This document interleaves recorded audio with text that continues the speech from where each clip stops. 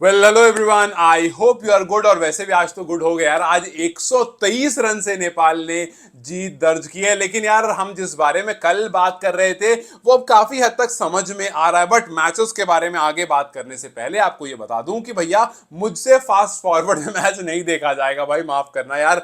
मतलब I don't know, आप लोग बड़ी मुश्किल से बड़ी देर बाद मेरे पास अंकित ने एक लिंक भेजा, मैंने उस लिंक को खोला, लेकिन थोड़ा देर बाद उसमें भी वही फास्ट फॉरवर्ड वाला हिसाब किताब शुरू हो गया यार। समझ में ही नहीं यार। आई डोंट नो आप लोगों ने कहां देखा। अगर आप लोग भी कैन पर शुरू में देख रहे थे तो भाई वहां तो कुछ नहीं था देख लिया यार। वहां तो आप जबरदस्ती स्पीड को स्लो करके देख रहे थे, तब भी जाकर के थोड़ा बहुत ही समझ में आ रहा था, जाकर के उतना स्लो डाउन नहीं हो रहा था। वैसे आपको बता दूं कि आज दिल्ली में जो है वो सूरज से थोड़ी सी ज्यादा दिल्ली ने प्यार कर लिया भाई। आज इतनी गर्मी है, बिल्कुल बर्दाश्त नहीं हो रहा है। बार बार एसी वाले रूम में जाकर बैठ रहा हूं, फिर आकर के इसी स्टूडियो में बैठ रहा हूं। मैंने यहाँ पर एसी नहीं लगवाया है। आज पता चल रहा है, आज लग रहा है कि यार लगवाना पड़ेगा, बजट को थोड़ा लेकर ऊपर जाना पड़ेगा। बट आई एम सॉरी कि अगर मैं बीच बीच में आपको पसीना पोंछता हुआ दिख जाऊं। आज बहुत गर्मी है।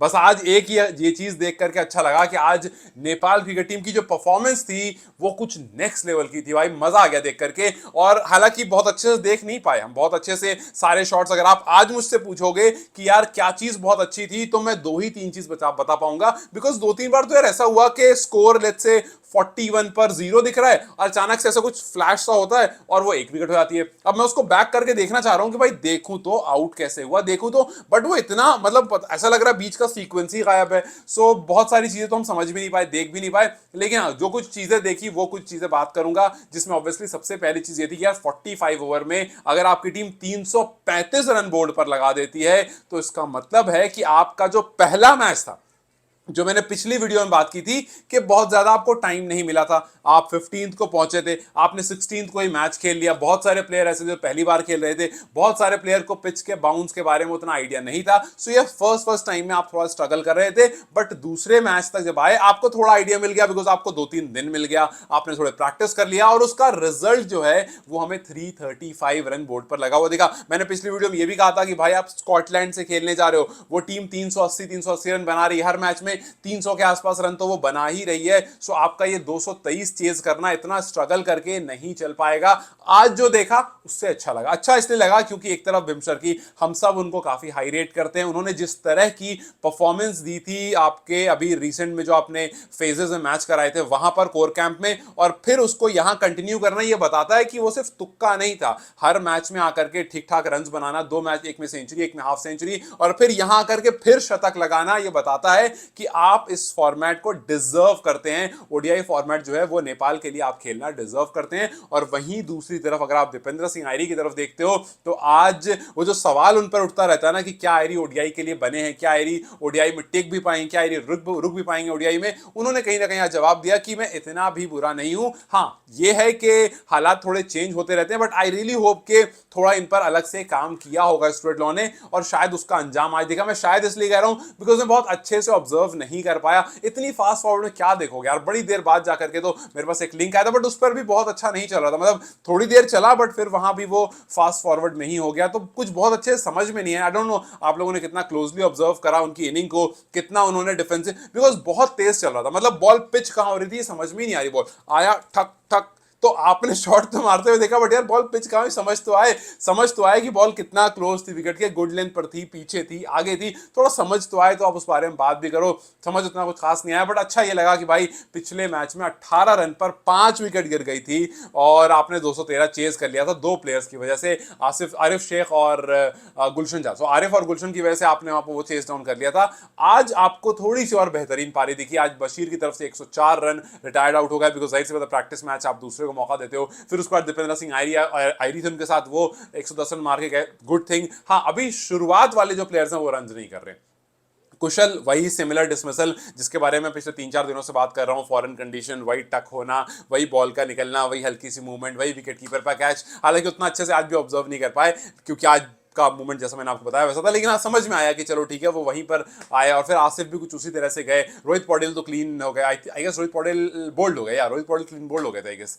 तो ये है कि पौडेल को भी शायद एक आध मैच और लगेगा, फिर वो खेल करके शायद थोड़ा सा वहां पर चीजों को समझेंगे। अनिल थोड़ी देर रुके बट बहुत देर नहीं रुक पाए। गेम असल शुरू तब हुआ जब बशीर और आयरी आकर के उन्होंने वहां कंटिन्यू करा और ठीक ठाक देर तक जो स्कोर पर बोर्ड था उसको धीरे धीरे धीरे धीरे बढ़ा करके 67 बॉल में 110 रन आयरी ने मारे और 90 बॉल में कुछ 103 104 रन जो है वो बशीर ने मारे। So these are good things कि चलो भाई आपके प्लेयर्स जो हैं वो टिक कर खड़े होकर खेल रहे हैं, they are understanding the process कि हाँ भाई इस तरह से हम लंबा खेल सकते हैं। बिकॉज सारा सवाल तो इसी बात पर था ना कि यार 50 ओवर खेलना है, आज तो 45 में रुक गया, बट आपको पूरा का पूरा 50 ओवर खेलने के लिए प्लेयर है आपके पास। अब बशीर को देखकर ऐसा लगा होगा कि नहीं यार बशीर कैन प्ले लॉन्ग, वो आपको आकर के खड़ा होकर के 20-25 ओवर 30 ओवर 40, मतलब अगर ऐसा है कि बशीर लेट से बैटिंग करने आया 10वें ओवर में तो आप एक्सपेक्ट कर सकते हो अगर वो रुक गया है तो कि भाई ये लंबा खेलेगा, ये 40-45-50 ओवर तक खड़ा रहने वाला प्लेयर है, वो लेकर जाएगा और धीरे धीरे रन स्कोर करता रहेगा। हालांकि आयरी का हम सबको पता है, आज देखो 67 में 110 आया, थोड़ा तेज वो खेलते हैं,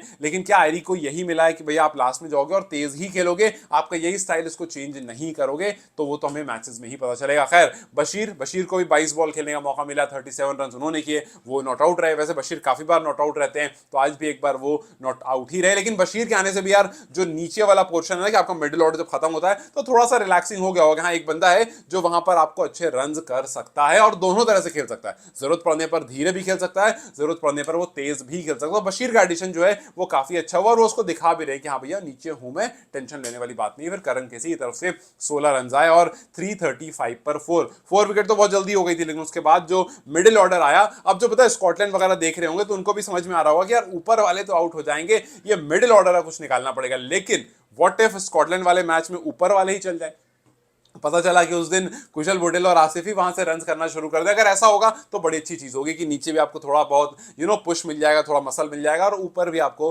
रन होते हुए दिख जाएंगे। सो अच्छा लगा देख करके यार बैटिंग की तरफ से रन। अच्छा ये भी लगा देख करके जो कुछ थोड़ा बहुत गेंदबाजों का दिखा कि नंदन भी अच्छी पिच कर रहे थे बॉल को, और उनको जो विकेट्स मिली उनको वो विकेट्स मिली जिस तरह से पिछले मैच में नेपाल के बैटर्स आउट हो रहे थे। मैंने इस बारे में बात की थी कि यार नेपाल के बैटर्स जिस तरह से आउट हो रहे हैं, आई एम श्योर कि नेपाल के बॉलर्स देख रहे होंगे कि कहां पर बॉल डाली जा रही है और क्यों हमारे जो बैट्समैन जो टॉप ऑर्डर है वो मोर और लेस एक ही तरह से आउट हो रहा है, क्या वो कौन सा वो स्पॉट है जहां पर हम बॉल डालें, यहां से अच्छा बाउंस मिल सकता है और बैटर थोड़ा स्ट्रगल कर सकता है ड्राइव करने में बॉल को। सो आज कुछ उस तरह से वहां पर नंदन की गेंदबाजी हो रही थी और जो उनको विकेट्स मिले वो कुछ उसी एरियाज में आकर मिले। इनफैक्ट आप सोमपाल को भी देखो जो उनको विकेट मिला, जो पीछे आई गेस एक फाइन लेग पर जाकर के आउट हुआ, बिकॉज आई गेस इसलिए कह रहा हूं बिकॉज वो कुछ खास समझ आ नहीं रहा था, कैमरा ऐसे है और वो भी तेज तेज चल रहा है, तो थोड़ा थोड़ा समझ में आ रहा था यही कि आई गेस वो फाइन लेग पर ही आउट हुआ, बहुत डीप नहीं गई थी बॉल, बॉल इसी साइड थी। सो वो भी वैसे ही था, बॉल थोड़ी उस तरह की थी और उन्होंने शॉट मारा घुमा करके। सो ये कुछ चीजें हैं जो चेंज होती हुई दिखी। आज बॉलिंग का जो पिचिंग एरिया था वो थोड़ा सा बदला और आई एम वेरी श्योर कि आगे जो और कुछ मैचेस हैं उसमें वो और बेहतर होगा और बदलेगा। और अगर आप गेंदबाजों की तरफ देखोगे, Karan KC 7 over 31 run 1 wicket, Rijan Dhakal 4 over 29 run 1 wicket, लेकिन आई थिंक अभी भी काफी नहीं है। आपके शुरू के पेसर्स से थोड़ा सा और आपको डिमांड करते हो, थोड़ा सा और आप कुछ करके दो ताकि नीचे वाला हर बार, आज भी कुशल बुटेल ने आकर के विकेट्स ले ली। सो कुशल बुटेल अपना काम कर देते हैं, फास्ट पेस विकेट पे लगता है उनको काफी मजा आ रहा है गेंदबाजी करने में, बट थोड़ा सा और अगर ऊपर से हेल्प मिल जाए तो शायद आप और स्ट्रॉन्ग और आप बेहतर फील करोगे। Nandan Yadav 6 over 24 run 2 wicket, Sompal Kami 5 over 24 run 3 wicket और आरिफ और ललित को फिलहाल विकेट नहीं मिली। यार संदीप आई गेस आज भी गेंदबाजी नहीं कर रहे थे, मुझे जितना मैंने देखा उसमें नहीं दिखा। आप लोग बताओ अगर वो आए थे बीच में गेंदबाजी करने कहीं पर, या वो आज भी नहीं आए, और नहीं आए तो क्या रीजन है why Sandeep not coming to bowl, because practice matches चल रहे हैं, सब आ रहे गेंदबाजी करने, क्या क्या एग्जैक्ट रीजन है इस चीज़ का, इस चीज़ के पीछे? अगर आप में से किसी को आइडिया है संदीप को लेकर के तो प्लीज़ मुझे बताओ, सो दैट मैं समझ सकूँ अगर मुझे नहीं मालूम है इस बारे में तो। बाकी अगर वो होंगे तो मुझे लगता है ये सर्फेस उनके लिए सही है, अगर कुशल इस पर काम कर रहे हैं तो संदीप इस पर और बेहतर कुछ निकाल सकते हैं। खैर जैसा मैंने कहा कि यार मैं नहीं चाहता हूँ कि मैं अगला वाला मैच भी फास्ट मोशन में देखूं, स्लो मोशन में करके जबरदस्ती, और फिर भी कुछ खास समझ में ना आए, फिर भी पता ना चले कि बॉल एग्जैक्टली पिच कहां हो रही है। बिकॉज एक तो होता है ना कि फास्ट मोशन चल रहा है, वो ऐसे चल रहा है, ऐसे खटखट खटखट, मतलब एकदम नॉर्मल चल रहा है और फिर कुछ तो हो जा रहा है, फिर ऐसे नॉर्मल चल रहा है, फिर कुछ तो बीच में हो जा रहा है। सो पता नहीं कि क्या एग्जैक्टली हो रहा है और पता नहीं क्यों इस तरह से, क्या वाकई कॉपीराइट का कोई इशू है जिस वजह से यहाँ पर ये स्लो फास्ट मोशन को ऐड करके दिखाया जा रहा है, कोई ग्लिच है जिस वजह से ऐसा दिखाया जा रहा है, आई डोंट नो क्या रीजन है, बट जो भी है प्लीज को रिजॉल्व कर लो, बिकॉज ऐसे मैच देखने में मजा नहीं आ रहा है। और आज तो अच्छा मैच था यार, आज तो देखने वाला मैच था, आज तो देखना था कि किस तरह से गेंदबाजों ने प्लान चेंज करा, क्या दूसरा प्लान लेकर आए। थोड़ा बहुत देखा, थोड़ा बहुत समझ में आया, बट उसको, या आप लोग पास कोई लिंक है जिस पर पूरा आप लोगों ने एकदम अच्छे स्लोमो पर देखा हो, वो मुझे भेजना, मैं एक बार फिर से उसको एटलीस्ट विकेट सारी देखूंगा और कुछ कुछ ओवर्स देखूंगा कि क्या अलग रहा। जो फास्ट पेस पर था वो मत भेजना यार, बिकॉज वो तो मेरे को, मैं बिल्कुल परेशान हो गया मैं तो उसको देख करके। खैर अच्छी बात रही कि आपने दो मैच कंप्लीट किया, अच्छे पॉइंट पर कंप्लीट किया और आगे जो मैच है आई एम श्योर कि इससे काफी कुछ मिलेगा, काफी कुछ सपोर्ट मिलेगा। जिस तरह से पिछले मैच में गुलशन और आरिफ की बल्लेबाजी ऐसा लगा कि और बैटर्स ने कुछ समझा, सीखा, डिफरेंट करने की कोशिश की। आज जिस तरह से 2 सेंचुरी आपके पास आई, वेरी गुड थिंग कि भाई 2 सेंचुरियन एक मैच में आना। अब यहाँ से आगे 2 मैच और है यहाँ पर यूके में, फिर स्कॉटलैंड जाना है। सो आई थिंक स्कॉटलैंड पहुंचते पहुंचते टीम जो है वो काफी हद तक तैयार भी हो जाएगी। सो लेट्स जस्ट सी आगे क्या कुछ होता है। एंड ऑल्सो के रोहित आकर के अभी जो उनका फ्लॉप रहा है, आगे आकर के थोड़े एक दो दिन मिलकर उनको प्रैक्टिस करके थोड़ा सा वो और बेहतर हो जाएंगे और अगले मैच में कुछ उनके बैट से भी रन आए और टॉप ऑर्डर से थोड़े से रन आए, ताकि एक कंप्लीट परफॉर्मेंस हो। उसके बाद जब तक आप स्कॉटलैंड पहुंचो, आपके सब बैटर के पास से थोड़े थोड़े रन आ जाएं, सब बॉलर से थोड़ा बहुत अच्छा उनके हाथ से अच्छी गेंद निकलने लगे और फिर इवेंचुअली जब आप वहां पहुंचे स्कॉटलैंड, तो आप पूरी तरह से तैयार रहो। खैर, how do you see this match? Do let me in the comment section. Then you guys take care, I will see you very soon.